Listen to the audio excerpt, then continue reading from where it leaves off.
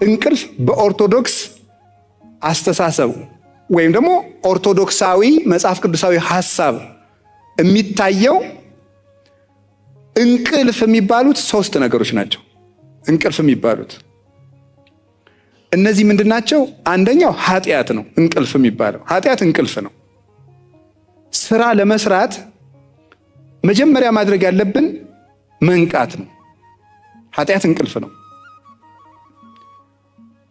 የተኛ ሰው ቤቱ ይዘረፋል፣ ቤቱ ይሰረሰራል፣ ሀብቱ ይዘረፋል፣ እሱም ሊገደል ይችላል፣ ቤቱም ሊቃጠል ይችላል። በኃጢአት የተያዘ ሰው ጸጋውን ያጣል። ኃጢአት ማለት ምን ማለት ይመስላችኋል? ኃጢአት ማለት የግዕዝ ቃል ነው። ኃጢአት ኃጣ አጣ፣ ኃጢአት ኃጢኦት ማለት ኃጢአት ማለት ማጣት ማለት ነው። ማጣት ማለት ነው ኃጢአት ማለት። ሰው ኃጢአት ሲሰራ ማንን ነው የሚያጣው? እግዚአብሔርን ያጣዋል። እግዚአብሔርን ያጣል። እግዚአብሔርን ያህል አባት ገነትን ያጣል፣ ቤተክርስቲያኑን ያጣል፣ ራሱን ያጣል፣ ወዳጅም ያጣል። ገንዘብ ራሱ ኃጢአት ከበዛ አይበረክትም፣ አይቀመጥም። ገንዘብን የሚያጠፋው ኃጢአት ነው። ስለዚህ ኃጢአት ራስን ያሳጣል፣ ጉልበት ያሳጣል፣ ሀብት ያሳጣል፣ ወዳጅ ያሳጣል፣ ቁመናን ያሳጣል፣ አይምሮን ያሳጣል፣ አስተሳሰብን ይነሳል፣ ይጎትታል፣ ተስፋ ያስቆርጣል፣ ነገን ያሳጣል፣ ዓላማ የለሽ ያደርጋል። የምንኖርለት ነገር እንዳይኖረን ያደርጋል። ሰማይ እንዳይታየን ያደርጋል። ኃጢአት የማይጠቅም ገመድ ነው፣ አስሮ የሚይዝ ለጊዜው ደስ የሚል በለስ የተባለ ለዚህ ነው። በለስ ለጊዜው ሲበሉ ሲጣፍጣል፣ ቆይቶ ይመራል እንደተባለ። ስናስቀድስ ሰምታችኋል። የተቀመጣችሁ ተነሱ ይላል ዲያቆኑ። የተቀመጣችሁ ተነሱ ማለት በኃጢአት አልጋ የተኛችሁ ሰዎች በንስሐ ተነሱ ማለት ነው። ስለዚህ እንንቃ እንኑም እንከ ከመእልኩ፣ እነዚያ እንደተኙት እኛም አንተኛ ይላል ቅዱስ ጳውሎስ። እነዚያ እንደተኙ እኛም አንተኛ። ከኃጢአት መንቃት የሚቻለው በምንድን ነው? አንድ በንስሐ ነው። ንስሐ መግባት ነው። ዛሬ ሁሉ ንስሐ መግባት አለብን። እንደው ኦርቶዶክሳዊነት ክርስቲያንነት ማለት ለሆነች ጉዳይ ተሰብስበው መልሶ ወደ ኃጢአት በሉ። እንግዲህ ቤተክርስቲያን እሑድ ጉባኤ ነበረ፣ ተሰብስበናል። ሰኞ ደግሞ ወደ ኃጢአታችን እንመለሳለን። ደህና ሰንብች። ሌላ ጊዜ ደግሞ ስራ ሲኖር ጥሪኝ የሚባል አይደለም። ገብቶ መቅረት ነው እና ሊበቃን ይገባል። ከሞት ጋር ደግሞ ስምምነት የለንም። እግዚአብሔር መቼ እንደሚጠራን አናውቅ። አሁን ነገ ስንል ኑ ብሎ ድንገት ያነሳናል። መቅረዟን ድንገት እፍ ብሎ ያጠፋናል። ስለዚህ ንስሐ መግባት አለብን ሁላችንም። ለነገ የምናቆየው የኃጢአት ጥሪት መኖር የለበትም። እግዚአብሔር ደግሞ ይኸውላችሁ ብዙ ቸርነት አድርጎልናል። 3 ትልልቅ ቸርነቶችን ግን አድርጎልናል። የመጀመሪያው በመልኩ መፍጠሩ ነው። ማንም ሰው ጥሩ መልክ ቢኖረው መልኩን ሊሰጥን ስለማይችል፣ እግዚአብሔር ግን ብሩህ፣ ንጹህ፣ ቅዱስ መልክ ያለው አምላክ ሲሆን ያንን አርአያና መልክ እኛ እንድንይዝ ፈቅዶልናል። ስለዚህ መጀመሪያ ቀዳሚት ሰው ሀበነ አርአያሁ ክብርተ እንዳለ ቅዱስ ጎርጎርዮስ ሃይማኖተ አበው ምዕራፍ 60 ላይ መጀመሪያ ክብርት አርአያውን ሰጥቶ ፈጠረን። ይሄ ትልቅ ቸርነት፣ ትልቅ ልግስና ነው። እንደምታውቁት ነው። እግዚአብሔር አውሬ አድርጎ ቢፈጥረን ይችል ነበር። ሰው አድርጎ በመልኩ ፈጥሮናል። ሁለተኛ እግዚአብሔር ያደረገልን ቸርነት ሰው ሆኖ መምጣቱ ነው። ሰው ሆኖ ጌታ ሆኖ የባሪያን መልክ መያዝ የሚፈልግ ማንም የለም። ወነሳ አርአያ ገብር፣ እሱ ግን የባሪያን መልክ ይዞ መጣ ይላል ፊልጵስዩስ ምዕራፍ 2 ቁጥር 8 ላይ የባሪያን መልክ ይዞ መጣ። የድሃ ልብስ የሚለብስ ሀብታም አናውቅ። ሀብታም ሲሆን የድሃ ድሪቶ መልበስ የሚፈልግ ባለጸጋ አናውቅም። ክርስቶስ ወለብሰ ስጋነ በአርአያ ዚአነ፣ ቅዱስ ያሬድ እንደነገረን የእኛን ስጋ ለበሰ፣ በእኛ አምሳል ተመላለሰ ብሎ እንደነገረን ሰብአ ኮነ በአርአያ ዚአነ፣ ሰው ሆነ፣ እንደኛ ሰው ሆነ፣ የእኛን ስጋ ለበሰ። እንዲህ ብሎ እንደተናገረ የኛን መልክ ይዞ መምጣቱ ፍጹም ፍቅር ነው። እንደዚህ የሚያደርግ ማንም የለም። ከዚያ ወገኖቹ አደረገን፣ ሰው ሆኖ ወገኖቹ አደረገን። ታውቃላችሁ ሉቃስ ወንጌል ምዕራፍ 2 ላይ እንደተነገረው ወወፃ ትእዛዝ ማባ አውግስጦስ ቄሳር ከመይጻፍ ሁሉ ህዝብ፣ ሰው ሁሉ ይቆጠር ዘንድ ከቄሳር ዘንድ ትእዛዝ ወጣ ይላል። ጌታችን በመቆጠር ሰዓት የተወለደበት ምክንያት እኛን ወገኖቹ አድርጎ ሊቆጥረን ስለመጣ ነው። ወተወለቆም ስለ ይጎያን ከመይደምረን ውስተ ማኅበረ ጻድቃን ይላል ቅዱስ ያሬድ። ከበደለኞች ጋር ተቆጠረ እኛን ከጻድቃን ማህበር ይቆጥረን ዘንድ። ስለዚህ ወገኖቹ አድርጎ ቆጠረን። አሁን እኛ ሁላችን የክርስቶስ ማህበርተኞች ነን። እናንተ ተቆጥራችኋል። እንዴት አድርጎ እንደቆጠረን ሲነግረን ማቴዎስ 10 ላይ ወለክሙሰ ስዕርተ ርእስክሙኒ ሁሉ ቁቱ፣ የእናንተ የራስ ፀጉራችሁ እንኳን የተቆጠረ ነው ይላል። የሰማይ አባታችሁ ሳያውቅ ከራስ ፀጉራችሁ አንዲቱ አትወድቅም ይላል። ያ ማለት ምን ማለት? እንኳን ለነፍሳችን ፀጉራችንን ሳይቀር ደም ከፍሎላታል ክርስቶስ። እንዲህ አድርጎ ክብር የሰጠናል። ለራስ ፀጉራችን ለእግር ጥፍራችን ዋጋ ከፍሎበታል። እና እንደዚህ አድርጎ ወገኖቹ አድርጎ ቆጠረ። ልጅ ሆን ባሪያ መሆን እንኳን ሰው እስከ የት ወርዶ እንደነበረ ተመልከቱ። ሰብሰንዘ ክብሩቱ እያይመረ ሰው አላወቀ። ምን ሆነ ስንለው ቅዱስ ዳዊት ኮነ ከመ እንስሳ ዘአልቦ ልብ፣ ልብ እንደሌለው እንደ እንስሳ ሆነ። አሁን ሰው እንደ እንስሳ ሆነ አለን። እንደ እንስሳ የነበርነውን ምን አደረገን? ልጆቹ አደረገን። የእግዚአብሔር ልጅ መሆን ቀላል ነገር እንዳይመስላችሁ፣ ትልቅ ስልጣን ነው።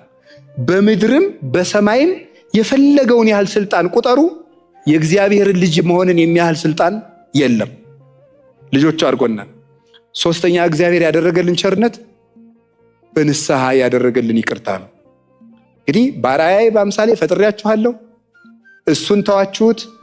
እኔ ደግሞ የእናንተን ስጋ ለብሼ ላድናችሁ መጣሁ፣ አዳንኳችሁ። ሳይገባችሁ በጥምቀት ልጅ አደረኳችሁ። እንግዲህ ይህን ሁሉ ካደረጋችሁ እሳት ይብላችሁ ሳይል አርሃ ወለነ ዋተ ንስሐ፣ የንስሐ በርን ከፈተልን ይላል ቅዱስ ጎርጎርዮስ። የንስሐ በር ከፈተልን። አድፈን ብንመጣ እምንነጻበት፣ ደክመን ብንመጣ እምንበረታበት፣ ሙተን ብንመጣ ሕያው የምንሆንበትን፣ ተርበን ብንመጣ የምንጠግብበትን፣ ተራቁተን ብንመጣ የምንለብስበትን ሉቃስ 15 ላይ እንደተጻፈ ለዚህ ለጠፋው ልጄ ከሁሉ የሚሻል ልብስ አልብሱት ብሏል። ከሁሉ የሚሻል ልብስ አልብሱት ያለው የሱ የብርሃን ልብስ ነው። ይሄንን ክርስቶስ አድርጎልናል። አሁን ይሄንን ንስሐ ሰጥቶ በንስሐ እንግዲህ ሰው የሚረባ የሚጠቅም እንዲሆን በድሎ ሳለ ያልበደሉትን መሆን እንዲችል ይሄንን ጸጋ ሰጥቶናል። ይሄንን መቼ ይዘጋዋል? ሲመጣ ይዘጋዋል። ሰዎቹ መብራት ሊገዙ ይዘው ተመልሰው ሲመጡ፣ ዘይት ሊገዙ ሄደው ሲመለሱ በሩ ተዘግቷል። ተከፍቶ አሁን ጌታ ሲጠመቅ ቅዱስ ማቴዎስ ምዕራፍ 3 ላይ እንደጻፈው የሰማይ ደጅ ተከፈተ ያለው ያቺ የቸርነት በር ናት። እሷን እንግዲህ እንድንገባባት ከፍቷታል። የሚዘጋበት ጊዜ አለ እና አሁን ወገኖቼ አሁን እዚህ ስለመጣችሁ ለቤተ ክርስቲያን ውለታ እንደዋላችሁ አትቁጠሩት። ይልቁንስ ወደ ንስሐ እዚህ አዳራሽ እንደገባችሁ ወደ ንስሐ በር ግቡ። አንዱ ንቃት ማለት ይሄ ነው። በዚህ የነቃ ሰው ነው ስራ የሚሰራ። ኃጢአት ያደነዘዘው ሰው ምንም አይሰማው፣ ተመስጦው ሌላ ነው። አያደንቅ፣ አይሰቀቅ፣ አይጠነቀቅ። በቃ ተጎልቶ ዝም ብሎ እድሜውን መፍጀት። መደንዘዝ ለቤተ ክርስቲያን አሁን ሰይጣን ከሚጎዳት በላይ እየጎዳን ያለ የልጆቿ መደንዘዝ ነው። የሚያነቃን ደግሞ ንስሐ ነው፣ ሆይ ሆይታ አይደለም። እንንቃ እና ምን እናድርግ እንደራጅ በማህበር እንደዚህ የሚባል ሆይ ሆይታ አይደለም ለውጥ የሚያመጣው። ከውስጥ የመነጨ ንስሐ ነው። ሰውን የሚያነቃው ንስሐ እንጂ ግርግርታ አይደለም፣ ፉከራ አይደለም። ከልቤ ነው የምነግራችሁ። እንናዳለን ነው የምላችሁ። ይሄ ዝም ብሎ የጥምቀት ጸበሉ የኛ ያንተ ብሎ የሚቀጥል ይመስላል። እንደዚያ ስለ ታቦቱ የኛ አንተ የማን ሆነ ነው እንዲሁ የኛ የምትል? እንዲሁ ነውር አይደለም? ደግሞ እንደዚህ ስላችሁ ተሰቀቁ ማለቱን በሉ፣ ችግር የለም እያልኳችሁ ያል መጀመሪያ እናንተ የክርስቶስ ሁኑ፣ የእግዚአብሔር እንሁን። እውነቴን የእግዚአብሔር እንሁን። የሰይጣን ሆነናል፣ የማናውቀው ሆነናል። የማናውቀው አሁን እኮ ተመልከቱ አይደለም ድሮ ታንክ ተጭኖ አውሮፕላን ቦምብጣዊ አውሮፕላኖች ተጭነው ነበር ኢትዮጵያን የሚወሯት አውሮፓውያን። አሁን አያስፈልጋቸውም። በቴሌቪዥን አንተን ይከፍቷል ይዘጓል ያረጉ ማለት በፌስቡክ ዝውር አድርገው ህይወታችሁን ይገዛሉ። በደንብ አድርገው ይቆጣጠሯችኋል ማለት ወታደር ሳይመደብብህ ጥይት ሳይተኮስብህ እጅ ሰጥተሃል። የለም በቃ ኢትዮጵያዊነት ጨርሶ የለም። ደግሞ እንደዚያ ስንል ኧረ እኔ ራሴን የማውቅ ሰው ነኝ ይላል። ደግሞ ሲጠየቅ ሰው እኔ ራሴን አውቃለሁ ይላል። እንግዲህ ይሁንላችሁ መቼስ ሰው ለክብሩ ነው የሚኖረው እና ብንስተካከል ጥሩ ነው።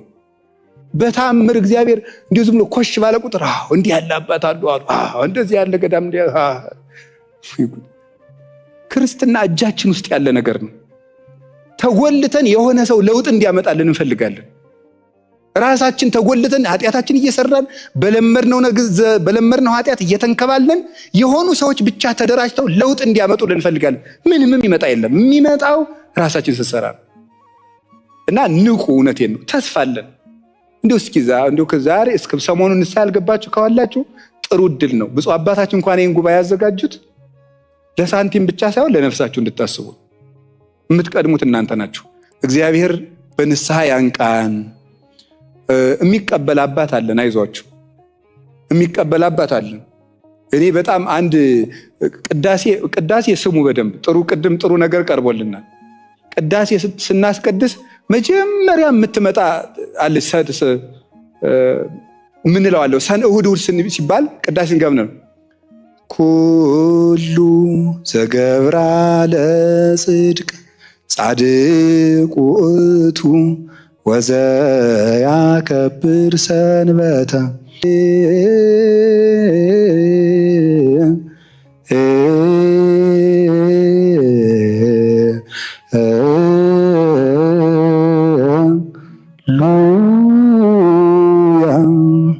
እመዎ ብእሲ እምእመናን ዘቦአ ቤተ ክርስቲያን በጊዜ ቅዳሴ ወይሰማ መጻሕፍተ ቅዱሳት ወይትአገሰ እስከ ይፈጽሙ ጸሎተ ወቅዳሴ ወይተመጠወም ቁርባን ይሰደን ቤተክርስቲያን ስንል ምንድናል? እመቦቡሲ እይበል ፈላሲ ዘገባ ሀበ እግዚአብሔር ይፈልጠኒኑ እምህዝቡ ወደ እግዚአብሔር እይበል ፈላሲ ዘገባ ሀበ እግዚአብሔር ይፈልጠኒኑ እምህዝቡ እይበል ፈላሲ ዘገባ ሀበ እግዚአብሔር ይባል። እይበል ፈላሲ ዘገባ ሀበ እግዚአብሔር ይፈልጠኒኑ እምህዝቡ ከኃጢአት ተሰዶ ወደ እግዚአብሔር የመጣ ሰው ቢኖር እግዚአብሔር እንደው ይለየኛል አይበል ይላል። ከኃጢአት ተሰዶ የኃጢአት ስደተኛ የኃጢአት እንግዳ ሆኖ ኃጢአት አሰድዶት መከራውን አይቶ ተጨንቆ ወደ ቤተ ክርስቲያን የመጣ ሰው ቢኖር እኔ እኮ ርኩስ ነኝ፣ እኔ ቆሻሻ ነኝ፣ እግዚአብሔር ከወገኖቹ ይለየኝ ይሆን አይበል ይላል። ኢሳይያስ ነው የተናገረው። ባስልዮስ ቅዳሴ ላይ ያስገብቶታል። መጀመሪያ ቤተ ክርስቲያን ተስፋ ሰጥታ እንድናስቀድስ ነው እና ሰይጣን የሚለን አትረቡም፣ እናንተ ምንም ተመልሳችሁ አትጠቅሙ ስለሚለን ንስሐ ትልቅ ያደርጋል። ፈያታዊ ዘየማን በንስሐ ነው ዛሬ በቅዳሴ ዓመት ሁሉ ተዘከረነ እግዚኦ በከመ ተዘከርኮ ለፈያታዊ ዘየማን እንድንል ያደረገን በንስሐ ተመልሶ ነው። ቅዳሴ ላይ የክርስቶስ ሥጋና ደም በሚፈተትበት ጊዜ ስሙ እንዲነሳ ያደረገው ንስሐ ነው። ንስሐ ሰውን ትልቅ ያደርጋል እና በንስሐ እንንቃ። ሁለተኛው እንቅልፍ የሚባለው ምንድነው ስትሉን ስንፍና ነው። ስንፍና በጣም ከፍተኛ እንቅልፍ ነው። የሰነፍ ሰዎችን ምልክት ልንገራችሁ።